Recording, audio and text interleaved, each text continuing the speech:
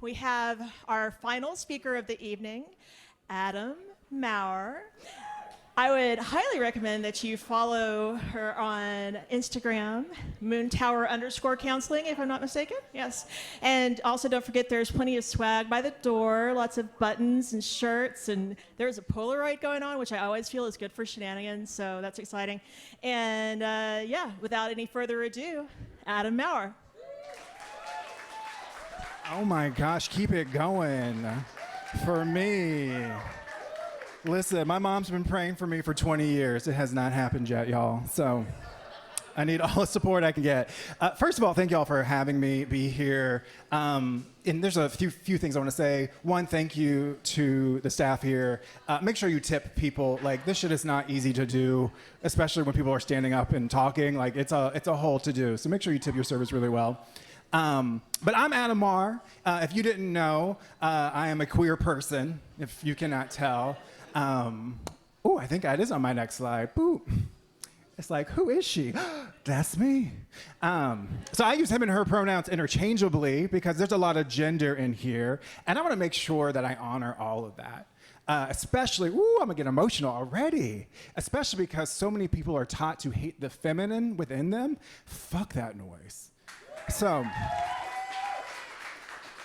it is my femme parts that kept me strong when I was a kid and in church and praying for God to change me. Did not take, y'all. It did not take. So with that being said, right, like, I am someone who has a lot of identities. I'm genderqueer. I am kinky. I am more than monogamous. But I have other identities that you can probably see. Like, I am white. So white, y'all. And so in this, right, if I say some white people nonsense, you all are welcome to be like, no, baby. Okay? In all of that, too, I am a big fan of understanding where research comes from. A lot of times, especially in the world of sex, research is coming from people who have agency and money and time. And so there's a lot of people who don't get to be included in that. And that is just like fucked up to me. So I am a big fan of the Southern sexologist, that is Dr. Tanya Bass. She has a whole network of like black women who are sexologists and studying this and doing research, and it's fucking amazing. So with that all being said, let's go to this next slide. Happy Pride Month, y'all. Did y'all know it's Pride Month? Did we know that? Gorgeous for us. Do we have any queer people here? Queer people? Yes. Do we have any straight people here? Yeah. Do better. I'm just giving y'all the business. Look, sometimes people are like, Adam, you are so kinky and queer and out there. You just want everyone to be that way. And low-key, kinda. But the reality is, what I really want is for people to feel like they can just look at their sexuality and their gender and their relationship and just be authentic to themselves. So like, if we took all the bullshit that we are taught that we ought to be, all the people who, like my experience of gym class, y'all, where they like teach you health, I had to label where Virginia was on a woman. Y'all, that's a state. That is not a part of anatomy, right? So like those people set the precedent for how we think about our own sexuality, how we think about what sex means to us. And so in this conversation tonight, I just encourage you to be open-minded. But we're gonna move to the next slide. But there's some housekeeping stuff to do here. One, you might have to hit it again, boosh. We're gonna talk about sex. And usually the person who is least comfortable talking about sex gets to set the tone. But that's not tonight, because y'all chose to be here and said, let's hear what this bitch got to say. So that being said, if I say anything that is activating to you, if I say anything that's like challenging and you feel like you got to like go, please go. You do not have to sit here and listen. Take care of yourself. Right, so if you need a break, if you need some water, if you need a cigarette, if you need to talk to someone, please take care of you. Because I know in a room of this size, there is sexual assault that's happened to people. I'm one of those people that's happened to. And so if you're activated, mama, you don't have to be here for me. You do you. Also, next, I'm gonna just make that sound.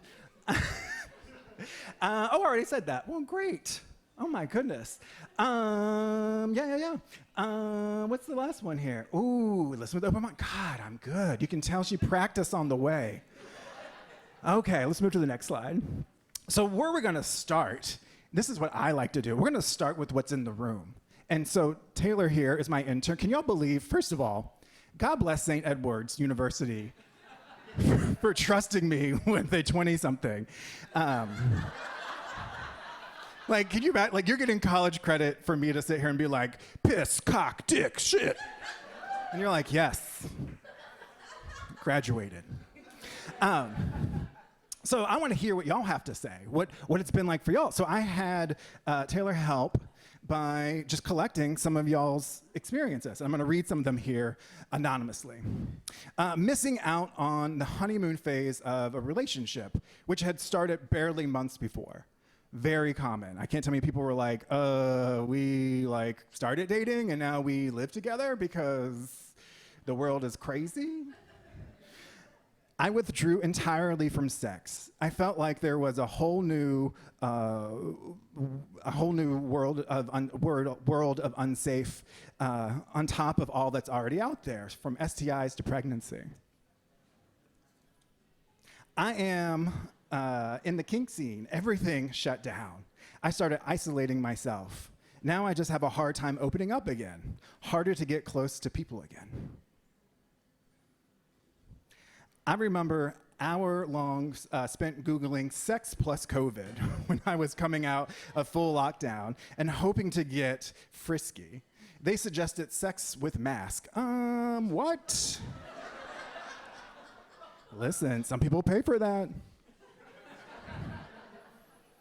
Being in such close proximity to my spouse helped me realize he was just not for me.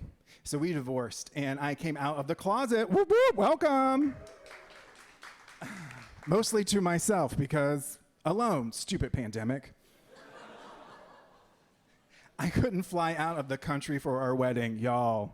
People were like in therapy, just like, bitch, it's been 2 years. We cannot get this like shit under control, and I'm gonna lose my deposit on this venue. As a single person, the first kiss of COVID felt like the first kiss ever. It was magical and a miracle, like coming back to life. I love that, y'all. My first experience outside of my frisky friends I already had in COVID, I spit in someone's mouth, so I very much feel that.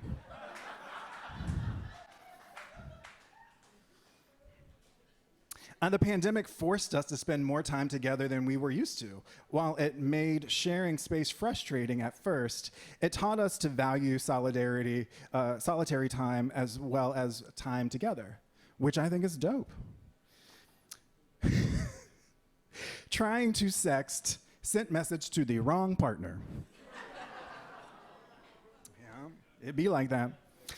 I bought 2 dildos and a vibrator, currently still using one for when I travel. Now I play with myself anywhere. I mean, it could be happening right now. This person's in the bathroom. Oh my goodness, I'm gonna pull one more here. Y'all gave me so many good ones, it was hard to decide. I got to spend a lot of time together, both super exhausted all the time. So that's kind of what like the feel is here. And you know, I asked some of my friends on Instagram, now there it is self-selected people, right? It's a bunch of horny sluts. So, you know, what I got to hear from them, let me get my phone out here. Whew. I know, right? I make a lot of sound effects.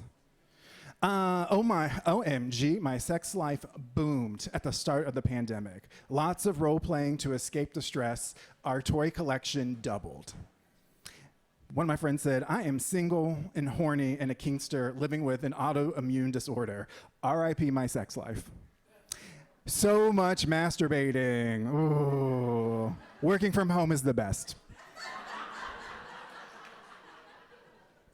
Right, so we can move on to the next slide here. So, this is gonna be so great. We're gonna transition a little bit to look at some of the research. Is there anyone here like on a date or like with their partner or spouse or anything like that? Anyone? I knew I was gonna pick you too. I said, I love it. Y'all, listen, consent's important. You have to consent. You down? There's prizes. It's some good shit. We down? Yes, fuck yes. Okay. So, first of all, how long have y'all been together, a unit? This is not going to go well. A minute? And sweet. What's your name? Sade. Sade? Yes, sir. Tyrone, okay. Who would like to answer the first question? Yes, let's hit it. Oh, you get multiple choice. This actually is true or false. Here we go. The New York City Health Department recommended that people use glory holes to reduce the risk of spreading COVID during sex. Did the New York City Health Department recommend that people use glory holes? The city recommend. Do you know what a glory hole is? Do I need to explain? Okay, yeah, okay, yeah. Listen, yeah, you know, you're like a hole. Mm. Oh, okay. No, they didn't. It's actually true, they did. So we can pull that up. It's so great. They made a whole list of recommendations, and one of them was, you know, make it kinky. Be creative with sexual positions and physical barriers to allow sexual contact while preventing close face-to-face contact. The New York City Health Department recommended we use glory holes. Fucking amazing. Awesome. All right, next one, please. Oh, okay. So this is a study. It's a Singles in America study from 2021 found that 58% of U.S. singles believed vaccination status to be the single most important issue in finding a potential partner, more so than politics or religion. So in 2021, for single people, was vaccination status the most important issue? It was. Isn't that wild, y'all? Like, people were like, you can vote for whoever you want. I don't care what religion you are, but you know, better be vaccinated or not, you know, depending on the people. Yeah. You're like, get them. Oh, my slide is all fucked up, but we're gonna keep going. Let's go. Ooh! In the year through November 2020, OnlyFans posted a revenue. Does everyone know what OnlyFans is? Yeah, okay. I'll see you at choir practice. So in 2020, OnlyFans is a site where you can make your own porn. It's delicious. They pull in a revenue of $400 million, $450 million, $500 million, $550 million. She, first of all, she just pointed directly at you. She said, go. You are so close. It is actually 400 million. I'm sneaky like that sometimes. Yes. It would have been closer. You would have been more right. Yeah. Let's go. Next one. Oh, this one's so good, y'all. Which sex toy tripled in ownership over the past 5 years? From only 16% of sex toy owners having this in 2017 to 46% of sex toy owners having them in 2022. Are we talking about A, paddles? Some impact play. Are we talking about B, handcuffs for some restraint? Are we talking about C, anal toys for butt stuff? Or are we talking about D, blindfolds? Oh, the people know. It is correct, anal toys. Y'all, I found this study. Yes. I found this study that was so amazing because it started in 2017 and went through 2022 studying sex toys and the sale of them. And how great to see, like, in the pandemic, like, people were exploring and figuring things out with their butts. So y'all are so great. After the show, I have so many t-shirts and stuff, and I will let y'all pick whatever you like, all three of you, because this is a package deal, girl. You gave the moral support. I saw it. So let's see what's next here, because I do not recall. Oh, we went the wrong direction. Oh, no, we're here. Oh, there is one more. I forgot. See, this is on me. How many billions would that be? Was the global sex toy market worth in 2020? How many billions would that be? 35.1 billion, 42.3 billion, 45.6 billion, or 46.5 billion? Don't let me get on my bullshit like I did last time. It's actually A. My bullshit rides again. Yeah. $35.1 billion in sex toys. Amazing. So let's go. Thank y'all. Thank y'all so much for playing. Give them a round of hand, y'all. It's not easy to be up here answering questions on the spot. Let's see what's next here. Ooh, we're going to get into what does this all really kind of mean, right? So to me, like, it's interesting to get the factoids, but how do we bring that into like a narrative that works for us? And as someone who does sex therapy, like I'm always curious in the research, and I'm curious, like, what does that look like for humans? What does it look like when we bring that on home? And I think the next slide I have here is a video. Yes. It may be hard to play, so we can skip it if need be. I don't want y'all to feel like we're just like watching this video and it's not really working for y'all. But Dr. Justin Lee Miller is someone that you can follow, and I will shoot it to you, Amy, so that way people can watch it if they want. So we'll just pass this. So what does this all really mean? We had this like shared global existential dilemma. Like collectively, we were just like, fuck, what does it mean to be a person? What does it mean to be me? We kind of live in this way that we feel like, oh, I have all this time. I can do that next year. I can do this the following year. I can do this whenever. And when the pandemic came, it really made some challenges for people. Now, one of the things I saw, this was just in my practice, people with a lot of privilege oftentimes were struggling a little bit more, probably because they're not used to having struggles to overcome. So if you don't have to like convince the state of Texas that you deserve health care, right, as trans people do, a pandemic, you're just like, okay, this is like another fucking thing I gotta deal with. This is like another day. I just gotta deal with it. People who are used to having things just like work for them, their systems that are built for them, there was a lot of struggles for some of those folks. They had never experienced what it's like to not be able to do what you want. Like, what do you mean I can't go to Hawaii? I have a ticket. It just was challenging. And so what we see in this is how people deal with that existential crisis. So watching TV, I was like, why are some people so anti-science? Like, why would you even go to, it's a hoax, don't wear a mask, no one's really dying? And for me, I was like, ooh, this is a defense mechanism gone off the rails, right? So in that, it's so scary to realize the chaos that we live in, right? Like I am a meat bag on a rock that rotates around a gas of one universe of many. I don't really have a lot of fucking control. I've learned to deal with that because that's like what you do in therapy school and shit. But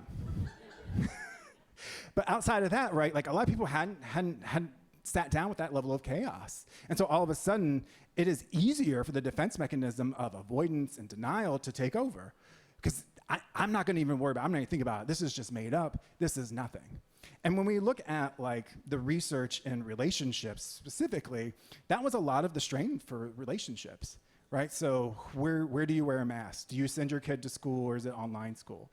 All of these questions about vaccines, it brought up so much for folks. And in the early parts of the pandemic, what we saw in the research was like divorce was kind of like flat for a minute. And some people were like, oh, we know what that means. Like people aren't getting divorced. I'm like, yeah, but do we know why? And when you pull it back some, it was like, oh, I can't leave this person because they lost their job. Oh shit, like, the court can't even handle us right now because they're so backed up with things that we can't even get this going. I was reading about in the New York Times, people paying private retired judges to like dissolve their marriages for them. Like we're talking thousands of dollars. They're like, I don't want to go through the system. I'm just gonna pay for this. So there was like at first this like stop on divorce, and then once things started like going back to a somewhat regular feeling of life, people were like, it's time. And not only that, but it was like, what does it really mean to me to be in this relationship? And we saw in some of what y'all wrote, right? Some people wrote about opening up their relationship because they had a chance to be like, wow, we're in this. I obviously care about you. We're good. And some part of me sometimes wants something different. That's dope. Can we talk about that? Some people got real kinky because if you can't go anywhere, guess where you go? You go deeper in your relationship. So people, what we find in the research, excuse me, I ate some fries and they were delicious.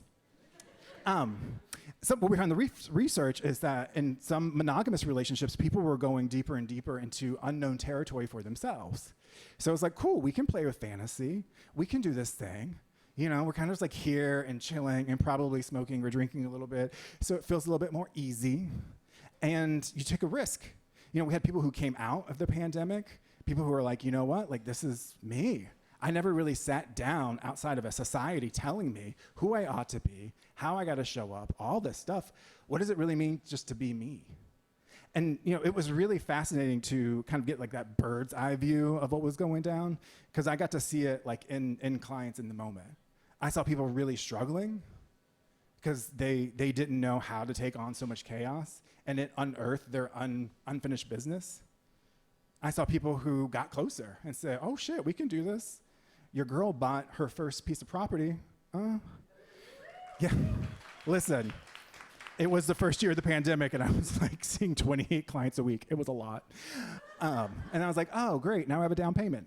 Right, so some people figured out how to adapt and grow with it and make it work for them. What we found in like the kink community, people were doing stuff like Zoom orgies, and people would do like ropes classes online.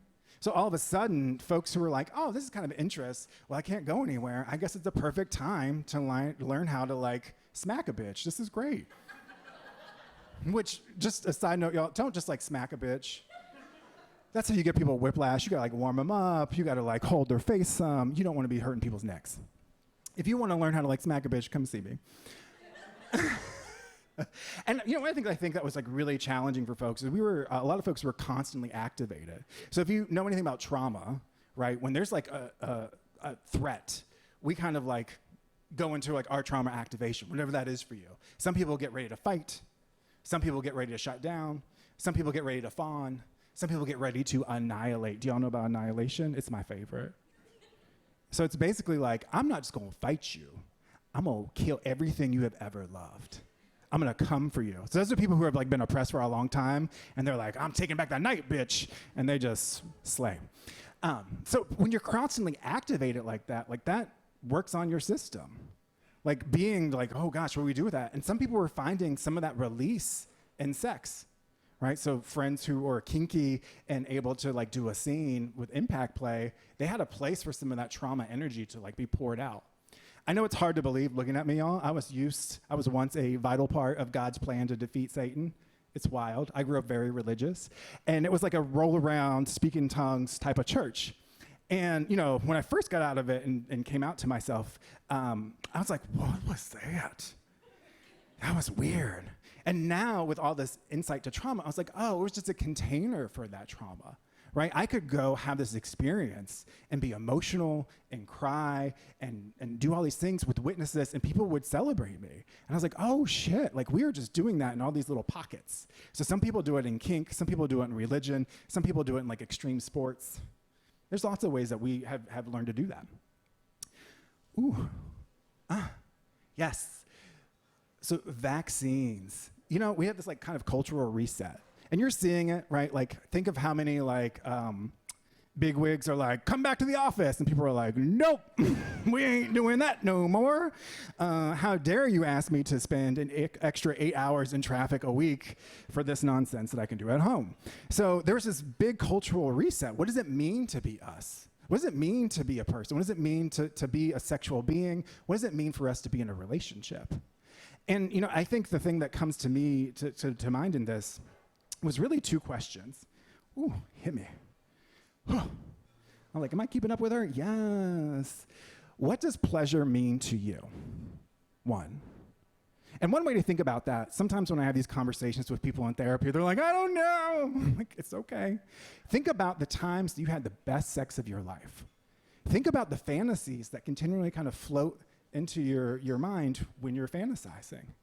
Think about the porn that you consume, and you're like, ooh, I'm always looking for that one. That's gonna start to help you understand what you might turn yourself on for. And like, here's like the real tea, y'all. Because we have so much sexual shame in society, what I see often is couples come in and they are very loving people and they have great friendship. And that friendship has allowed them to take healthy risks as individuals. And in those healthy risks, sometimes they grow in their gender or sexuality, right? So if you grew up in a world and you're told to feel bad because you like feet, and listen, y'all, people fetishize all sorts of shit. Abs, butts, teeth. What are teeth? They're bones in your head. Gross. Or the people stroking it off to smiles. Huh.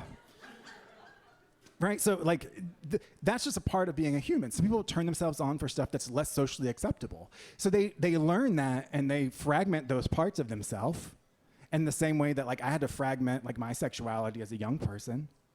And then what ends up happening is you find this like good person, you connect, you start having all this good chemistry and you take this healthy risk and you're like, oh shit, I like feet. Now that's going to challenge the stability that that connection gave you. So there's a part of me that's like, you know, these folks come into my office and I'm like, you know, y'all, it's actually a good problem to have. It means that you care about each other enough that you could take healthy risk and grow. Now there's a lot of ways that we resolve the challenges there. And, you know, oftentimes in being a relationship expert, people are like, Adam, what's like the thing? How do you make it work? How do you do it? I've been like my main squeeze for 13 years, and in gay years, you have to multiply that by 7. And I'm gay, so I'm not good at math, so I don't know what the fuck that is. But when you smart nerds do that. Right? So they're like, how did you make it work with this person for so long? And I was like, really, it comes down to flexibility. Right? So being able to go like, hey, who you are in this moment in time is a snapshot of you. And who you are 5 years from now is probably going to be very different. And I have to like cherish and love who you are in this moment and as you grow into who you're going to become. And there's a lot of power in that. And I think the pandemic really gave people an opportunity to go, wow, I have never even considered these things for myself.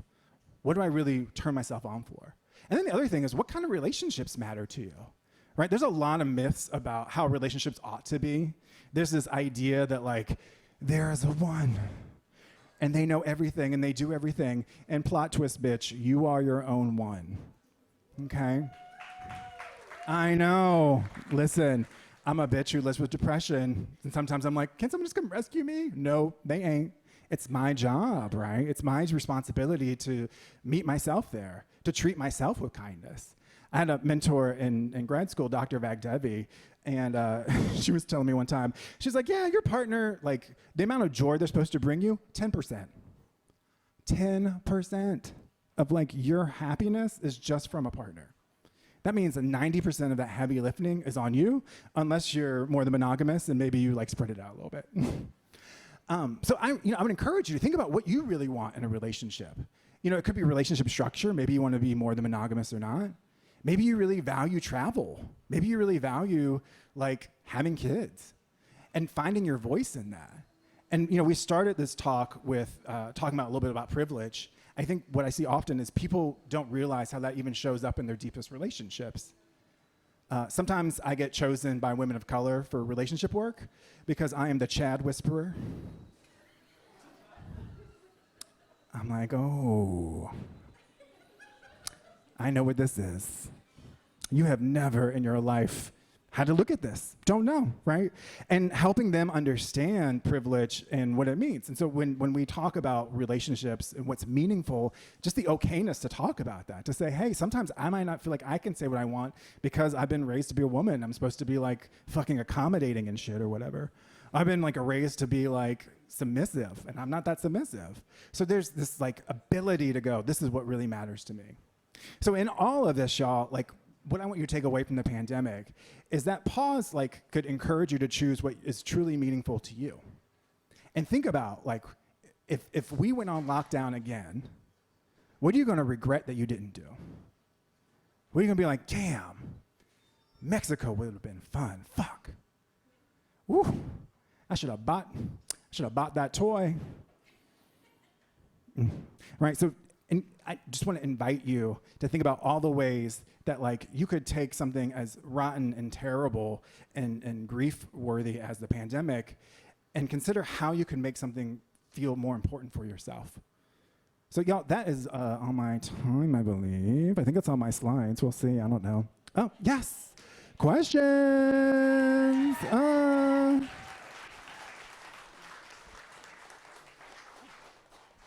Outstanding.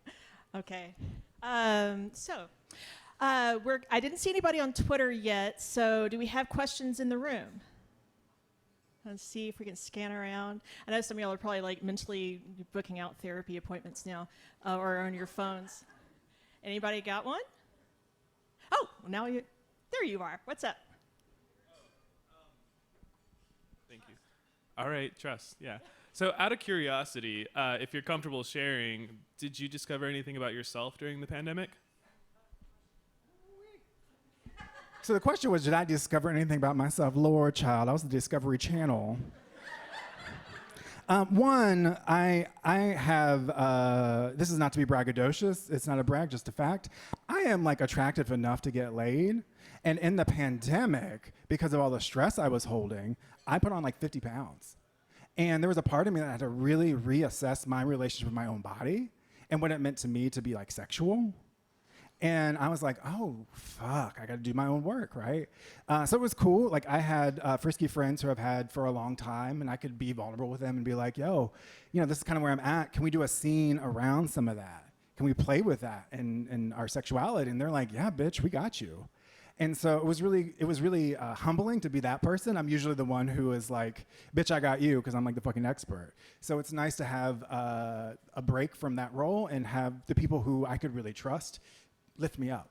And that shit is like real for queer people, y'all. Like, my experience of being in the church, like, it's a safe little place to hide when you can't be yourself.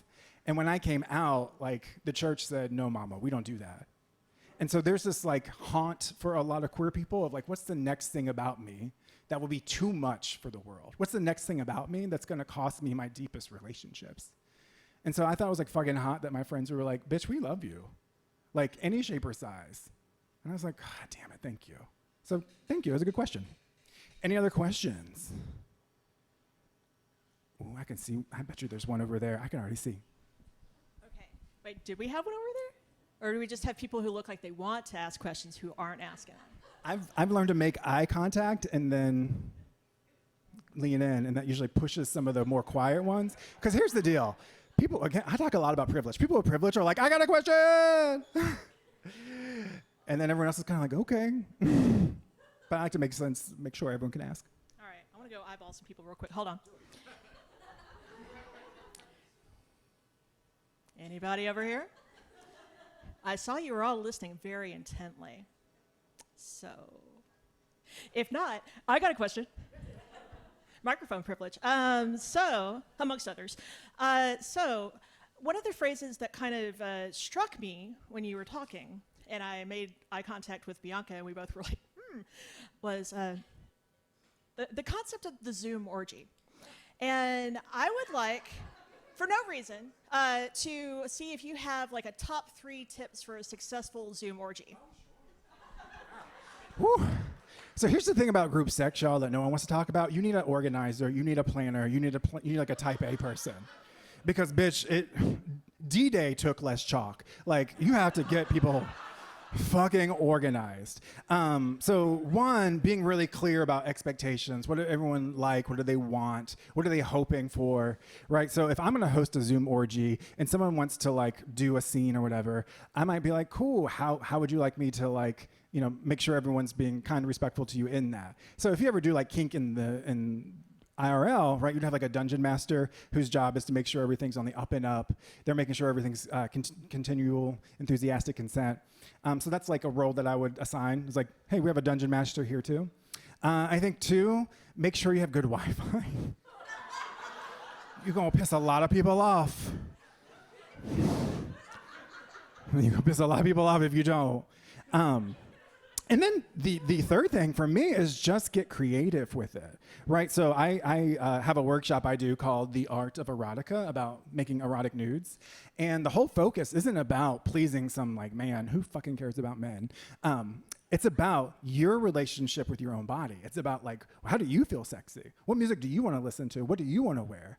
What do you want the lighting to be like? And so when you kind of go into a Zoom orgy mindset with like, what's gonna feel sexy to me tonight? Maybe you put on like your red lights. Maybe you put on like negligee. Maybe you put on your furry costume. I don't know what your kink is, Amy. Yeah, oh, yes. Right, so there's a lot of things that it could be.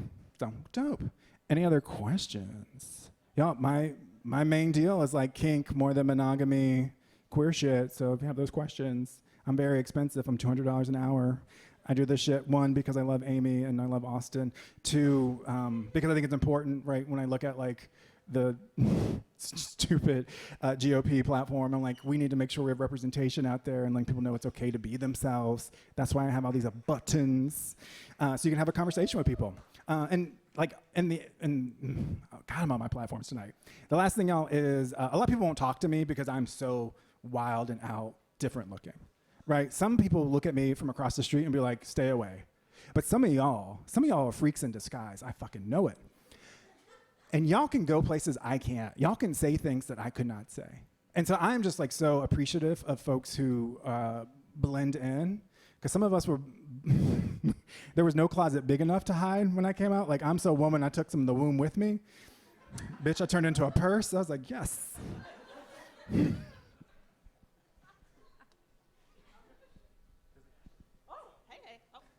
sorry. I was just having a good old time over in the corner. I don't know what's up with that. What you got, darling? Okay.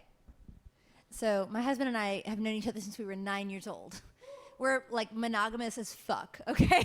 So what are your recommendations for creating a space for someone maybe who's quieter, my husband, who may benefit, I don't know, literally we've known each other since we were 9, we're best friends, but may benefit from more intimate types of conversations and kinks and foreplay and things like that. How do you open that space as the only significant other?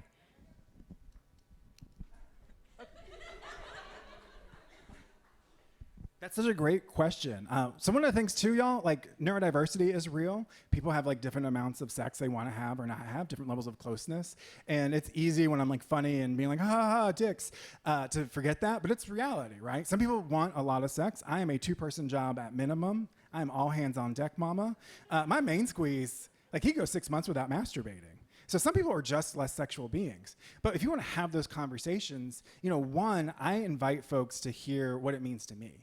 So if I take that step of vulnerability first, and you love me, you care for me, you might be at like minimum, dope, Adam, like thank you for sharing that part of yourself with me. But you might feel encouraged to like open up too. Now, sometimes people are more logical, so they might want a book, or they might want a video, or they might want a podcast. So I would be like, hey, what is everyone listening to? Maybe we listen to it together and talk a little bit about it.